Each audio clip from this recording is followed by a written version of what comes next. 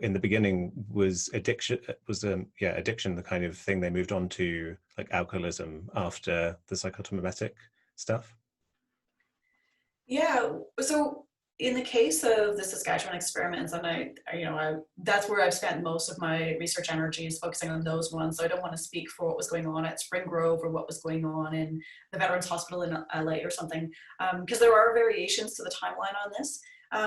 But with the case in the sort of psychedelic ones, where the word was originally coined, as they were sort of zeroing in on that word and trying to understand the distinctions between a psychomimetic. So do we want to mirror mental illness, or do we want to use this as a window into mental illness?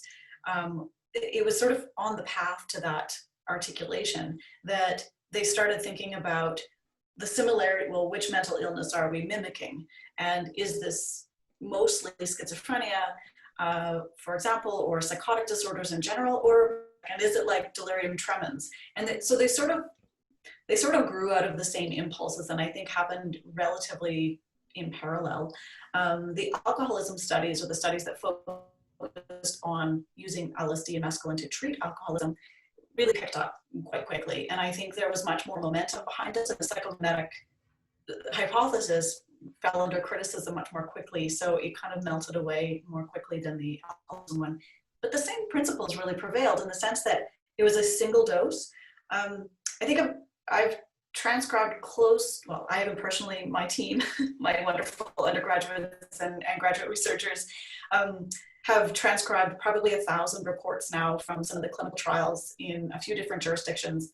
And the vast majority of those trials that took place, our dates run from 1952 to 1974, the vast majority are single dose sessions.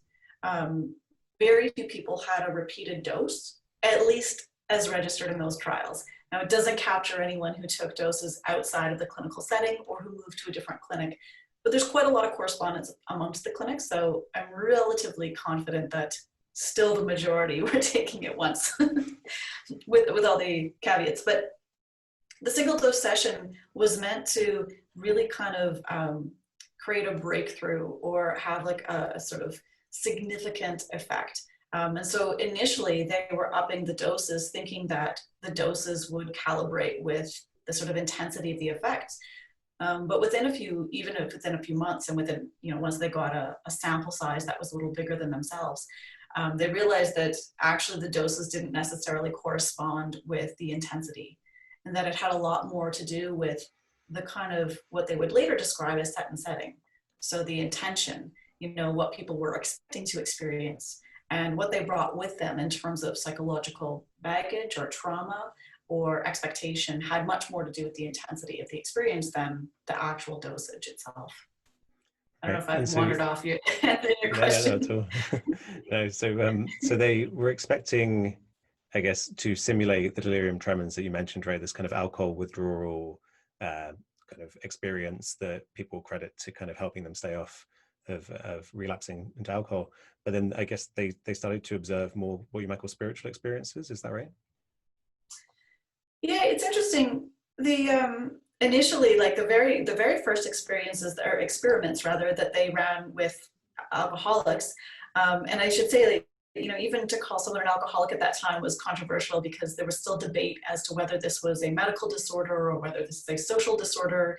Are these bad people, or are they disordered people? And so in that context, it was even slippery to determine, who would be an appropriate candidate for this kind of experience.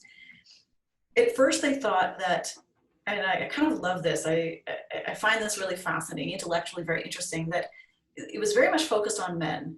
And one of the reasons that was described to me by one of the patients who came through this program was that he said, being an alcoholic was kind of macho.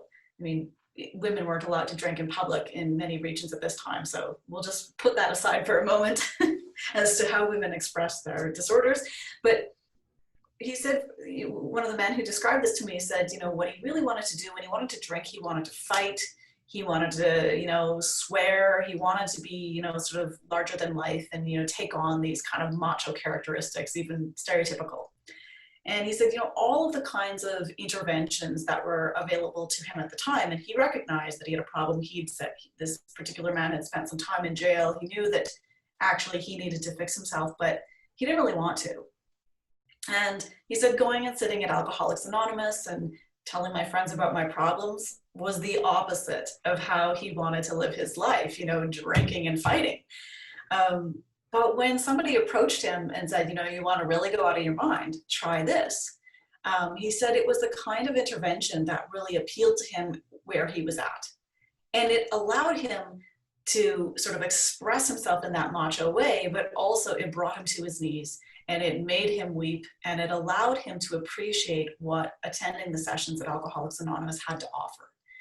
And so I think it's an interesting, it's not a magic bullet. And certainly even those early investigators trying to sort of play around with the parameters of this, they didn't see it as like, aha, this will make you dislike the taste of alcohol, or, this will turn you into another kind of an addict.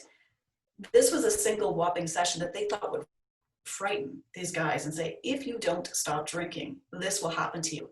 But the vast majority of those sessions did not end with terror. They didn't end with people seeing the kinds of scaly, horrific things that they expected them to. And many of them had, I don't know how to quite capture it. I want to choose my words carefully because some of them describe overtly spiritual experiences and others it's just kind of a gentle, softer set of reflections that sort of chips away at that ego, some of the words used by those psychoanalysts, the kind of, macho ego perhaps that you might imagine. And I think over time, spirituality became one of the themes that investigators and observers were able to play with and pull on because there was a little bit of coherence there.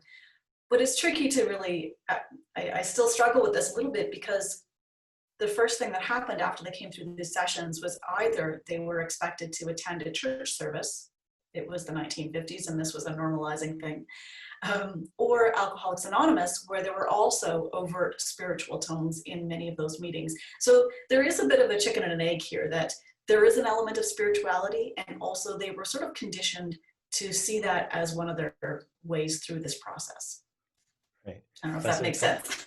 Yeah, that's a fascinating thing to point out. The kind of these high dose psychedelic experiences can almost be a kind of a macho version of confronting your vulnerabilities. Like, I'm going to die, I'm going to be thrown, do this big scary thing that shows how brave I am, and but you're still, the thing you're doing is usually confronting these traumas and things. But it's, by doing it in one day, getting out of the way, facing it full on. I hadn't really made that connection before, but I think that's really insightful.